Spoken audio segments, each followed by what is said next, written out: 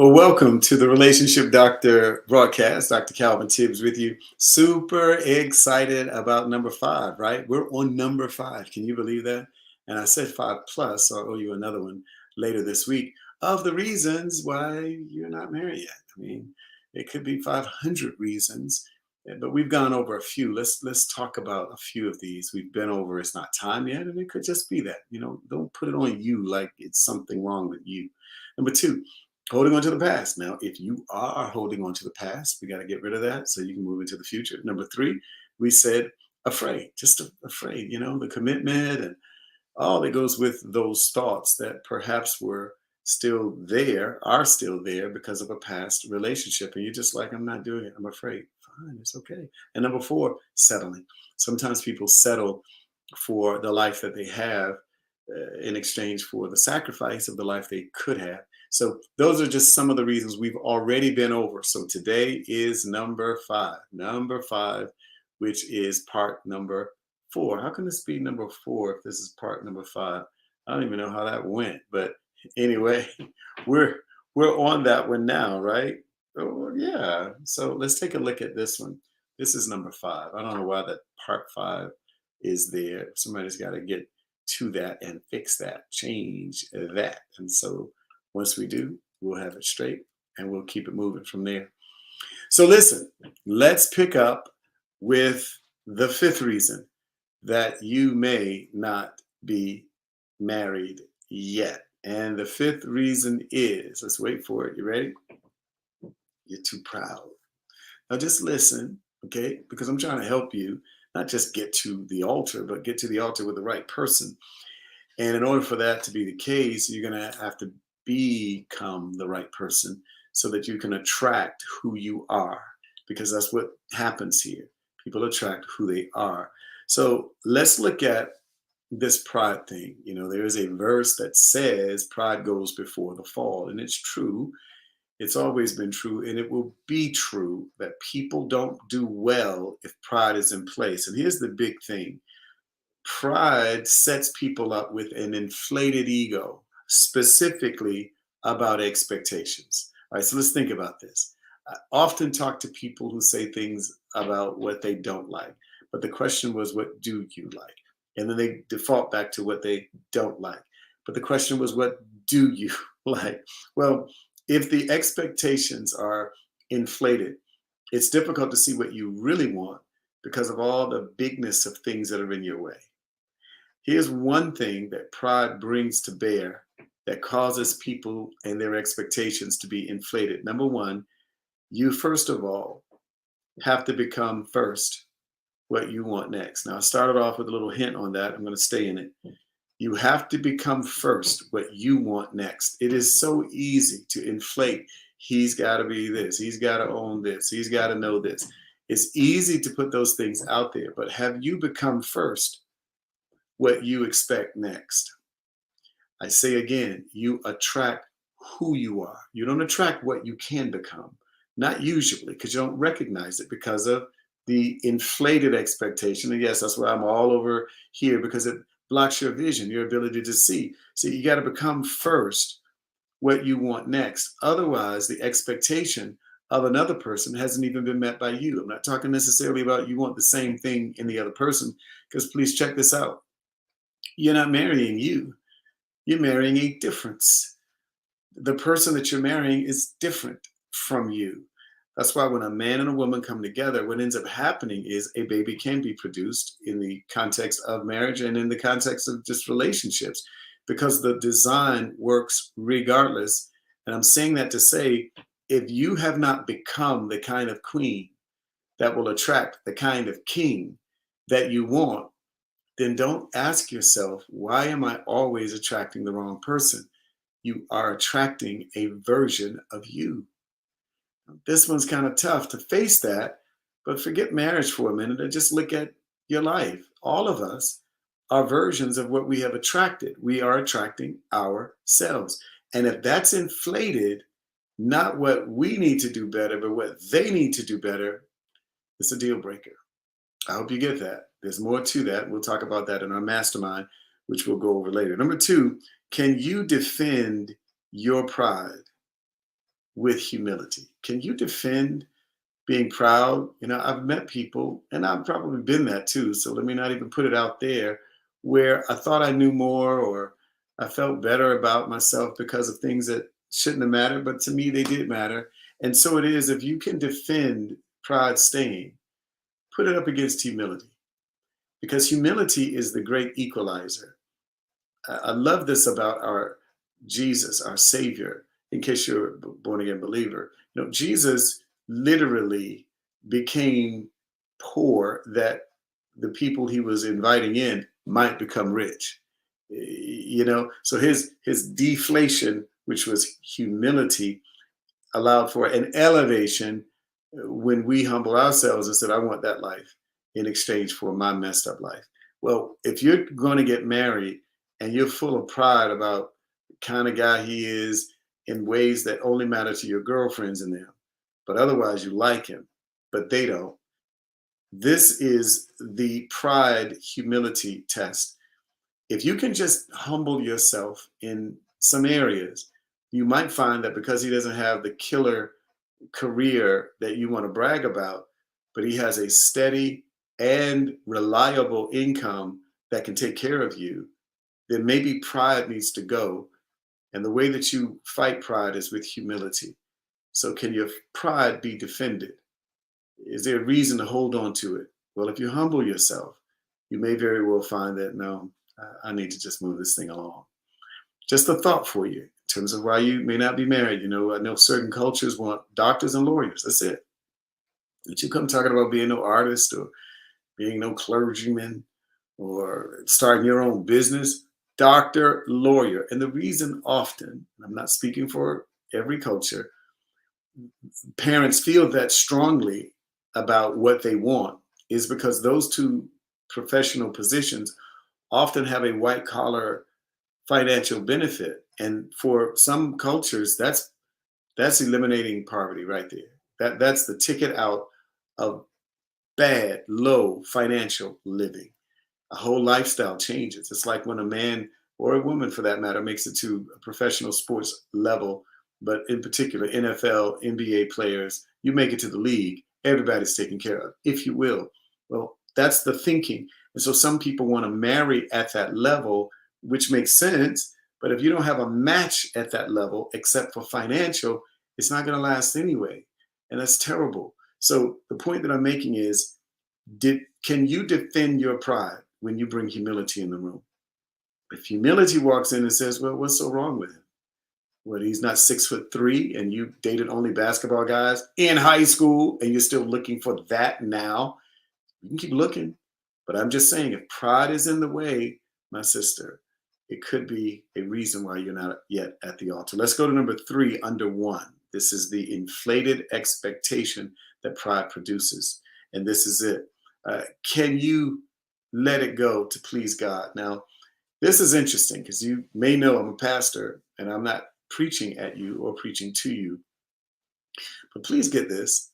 If God's not involved in your situation, you're in trouble already because you've excluded the very person who thought of marriage. It's his idea. So he knows what works. And so the idea behind this particular one was, can you let it go?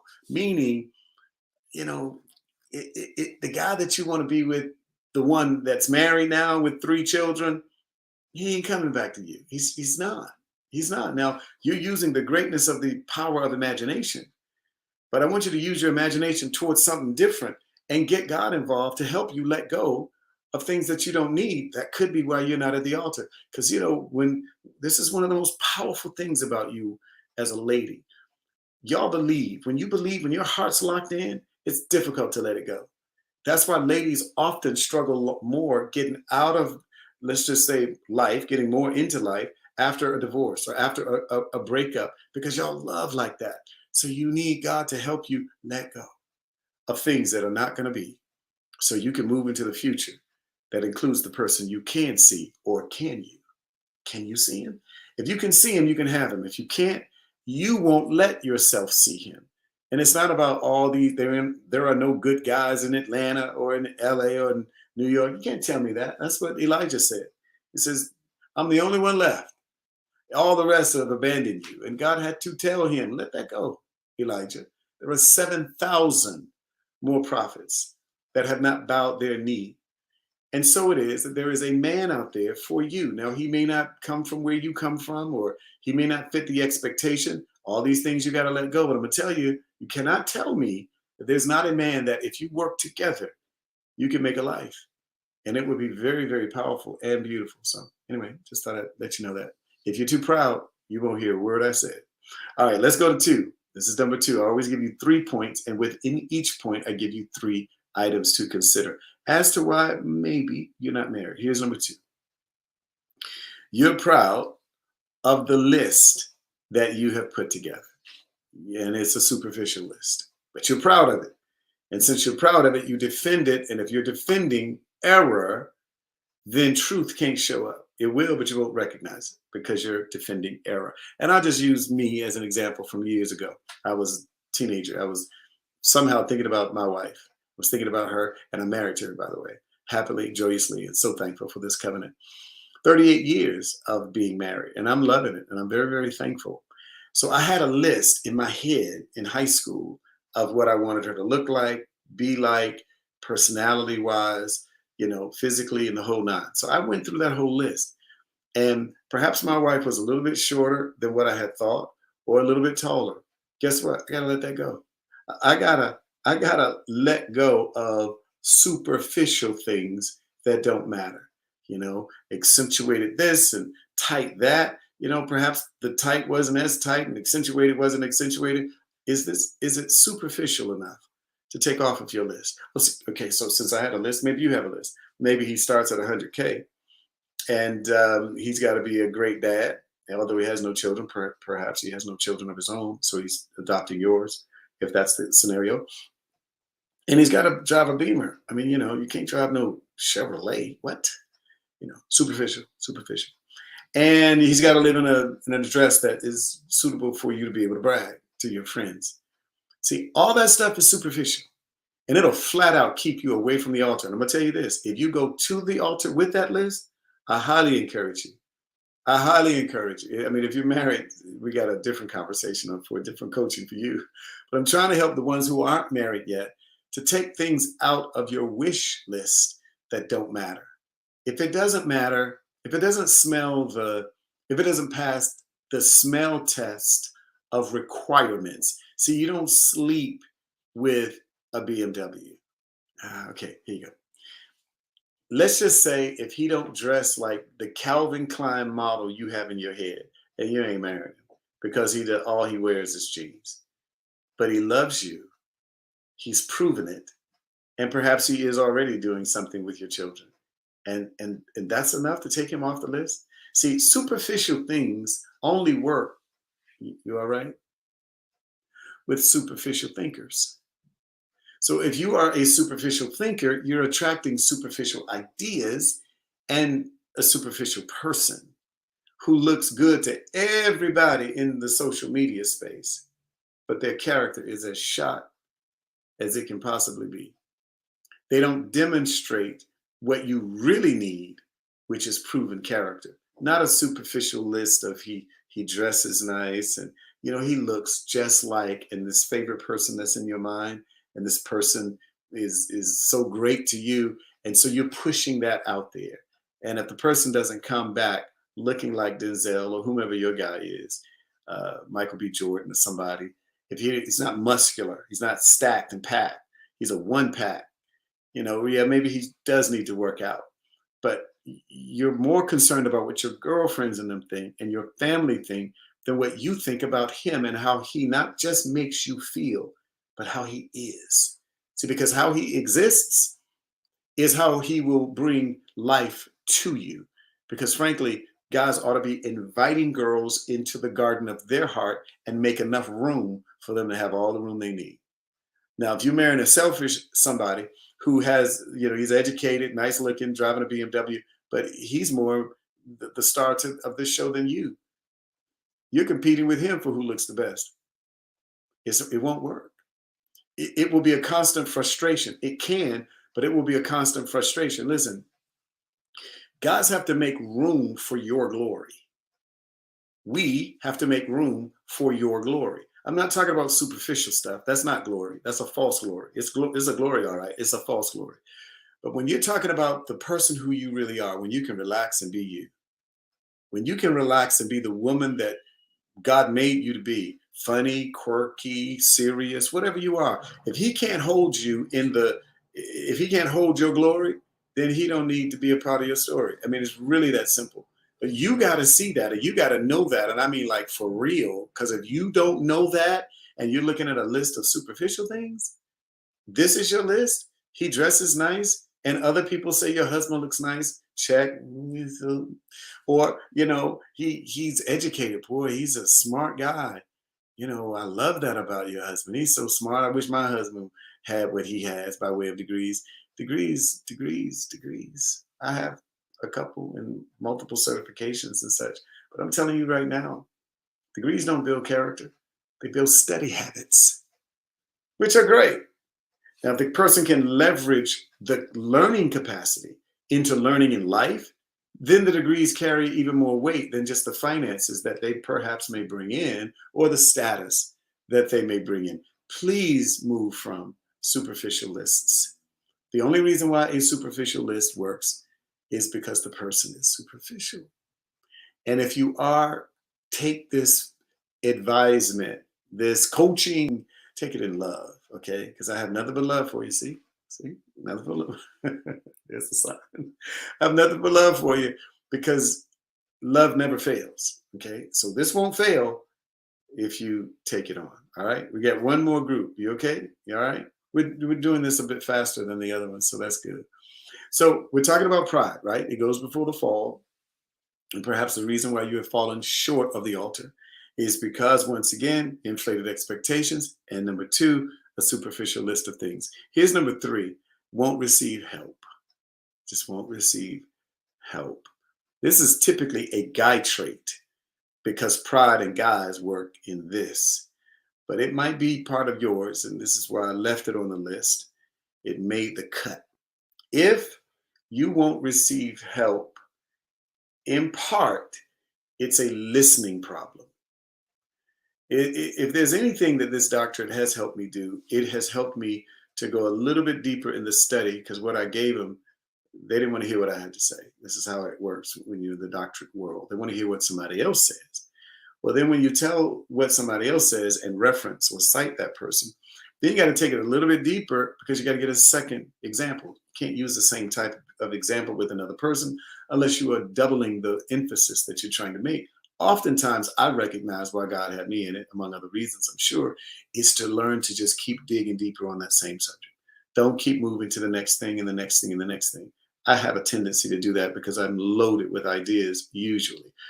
But when you talk about not receiving help as a listening problem, you got to then dig deep to the next level. Why would a beautiful lady like you, with all the dreams that are inside of you, not listen?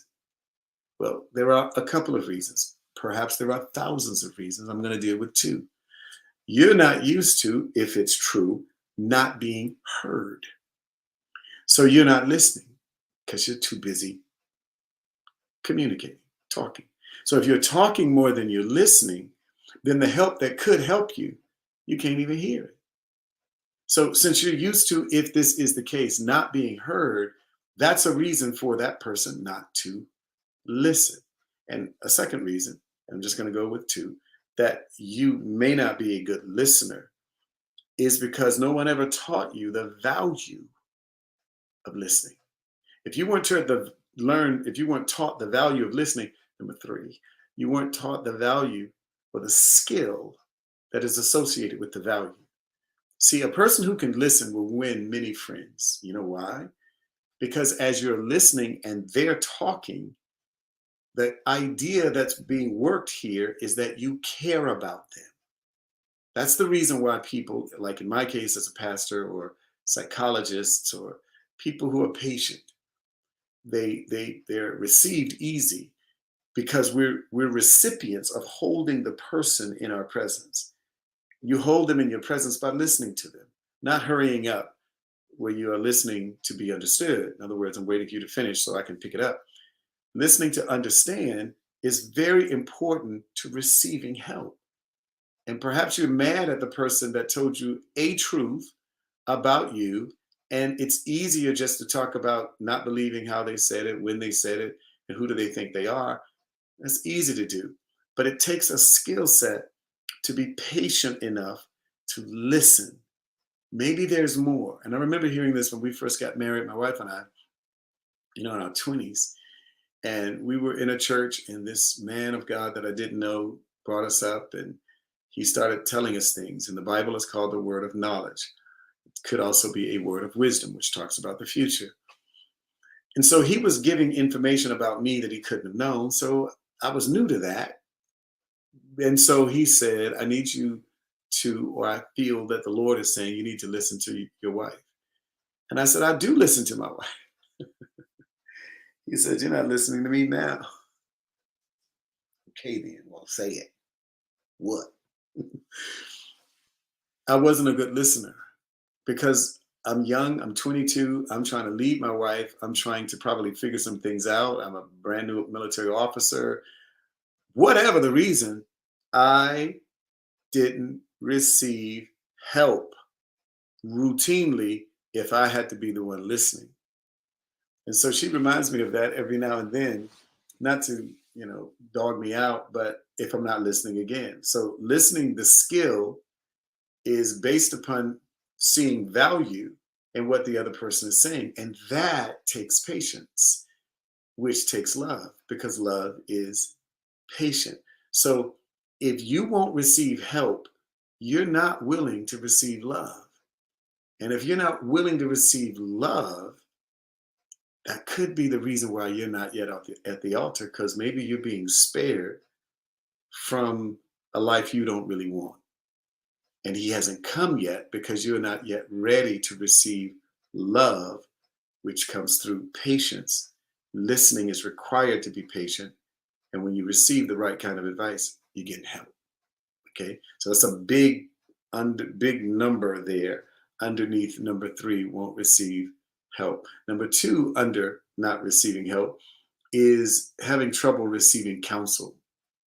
Okay, so you heard it, but you don't listen to people who don't make what you make, or who don't look like you look, or you don't receive counsel from non-spiritual people, or you won't receive counsel if they don't work in the same department that you work in, because your department is the department of all departments.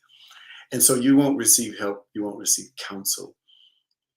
If you won't receive good advice from people who are younger than you, older than you, wiser than you, or just say God sent them to give you another opportunity because that pride is so in the way, you won't listen to him nor to them. A child can teach an adult. There's a verse that says a child shall lead them. Now, that's not talking about leadership in life. It's talking about in the millennial reign where everything is underneath the rulership of Christ. Well, we as people created by the creator, a creator, not a nature. Mother didn't create herself. Nature is created by a creator. And so it is when it comes down to receiving counsel. He knows the best advice that you need in order to live the life that you want. But if you don't receive the counsel from people that he sends, then that could be a reason why you're not married. Again, I'm not telling you to listen to everybody you hear and every advice that you see or you come into contact with. I'm just simply saying, check out whether or not you receive well. Because if you don't receive counsel well, you might make the very mistakes that they were sent to help you avoid. It's a pride issue. And the third big issue under that is won't receive help. Okay, let's go to the next one. If you have trouble saying I was wrong, it's a pride issue. If you have trouble admitting, you got to trace why you are that way. If you are that way, somebody made you feel real bad about ever being wrong. And you're just not trying to relive that now, which is forgiveness. You got to forgive them so you can take this counsel now. I love it in the military. I mean, in the ranks of the sports world, you hear certain coaches say he's uncoachable, or she is uncoachable. Maybe they've heard it with guys. because girls are natural receivers, guys are natural givers. Not that the other can't be with both. However, the anatomy of a man is to give, the anatomy of a woman is to receive. So if you have trouble saying that you're wrong, somebody has taught you that being wrong identifies you in your character.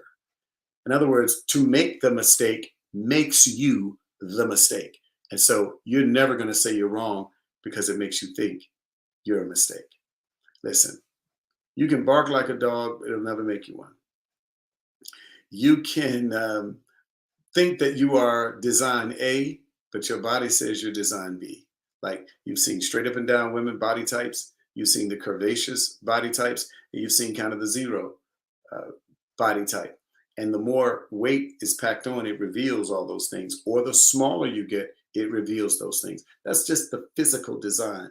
But at the end of the day, you all have a pelvic bone that is structured according to this little girl that is just a brilliant prodigy, and said the only bone in between the male and the female that makes the difference between male or female is the pelvic bone. She had the technical name, and what it does, well, it's because of it's permitting the woman to have children, in spite of the Calvin Klein ad that showed that a man did.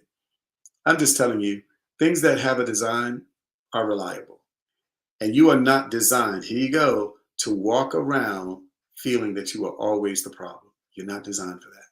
Men aren't either, but I'm talking to you as a woman. You're not designed for that. And if you are in an environment that's constantly putting you down and you're starting it, you need to change the environment inside of you first by making different confessions of faith.